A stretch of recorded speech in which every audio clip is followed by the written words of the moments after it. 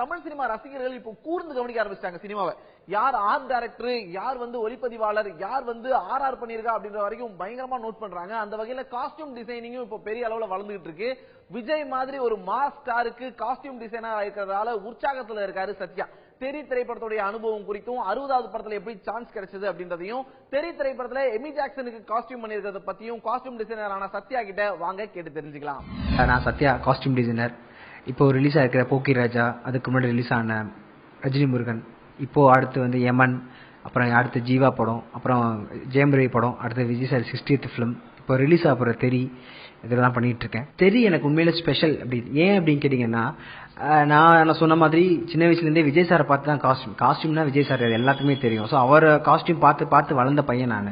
அப்படி நான் ஃபர்ஸ்ட் ராஜாரணியில் நசீரியாவுக்கு நான் காஸ்டியூம் டிசைனராக ஒர்க் பண்ணேன். அதில் தான் எனக்கு அந்த வாய்ப்பு, அடுத்த படம் ஒர்க் பண்ணுறதுக்கு வாய்ப்பு கிடைச்சது.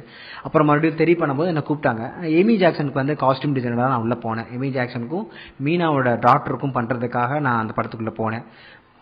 பண்ணிட்டு இருக்கும்போது இடையில விஜய் சாருக்கு ஒரு 4 ட்ரெஸ் பண்ண வேண்டிய சூழ்நிலை வந்தது. அதுவும் பண்ணேன். அப்புறம் எண்டில் ஒரு சாங்குக்கு விஜய் சாருக்கு காஸ்டியூம் டிசைனராகவே ஆனேன். விஜய் சாருக்கும் எமி ஜாக்சனும் ஒரு சாங் ஃபுல்லாக பண்ணேன். அந்த வாய்ப்பு மறக்கவே முடியாது. ஏன்னா நம்ம பார்த்து வளர்ந்த ஒரு நடிகர், அவருக்கு ஒரு ட்ரெஸ்ஸாவது பண்ண மாட்டோமா ஆசைப்பட்ட ஒரு நடிகர், அவருக்கே ஒரு சாங் ஃபுல்லாக காஸ்டியூம் பண்ணும்போது எப்படி இருக்கும் சொல்ல வேணும். ஸோ அந்த மாதிரி இன்ட்ரெஸ்ட் எடுத்து பண்ணோம்.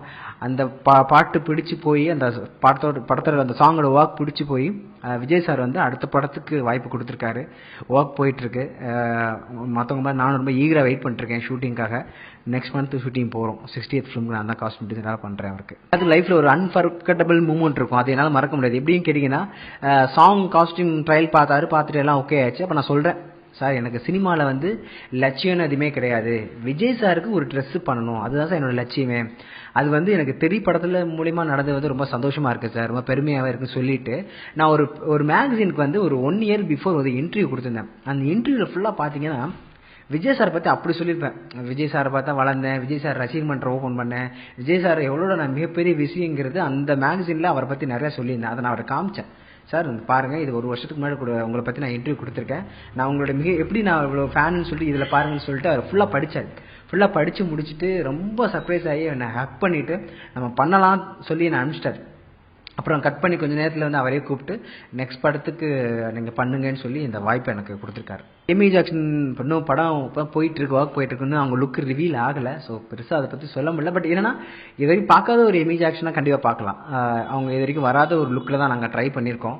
எல்லாமே காஸ்டியூம்ஸ்லேருந்து லுக்குலேருந்து எல்லாமே இது வரைக்கும் அவங்க பண்ண படத்தில் இல்லாத ஒரு எமி ஜாக்சன் கண்டிப்பாக தெரி படத்து மூலியம் பார்க்கலாம். அது எனக்கு அமைஞ்சது ரொம்ப நான் ப்ரௌடாக ஃபீல் பண்ணுறேன். அந்த வாய்ப்புக்கும் அட்லிக்கு ரொம்ப நன்றி.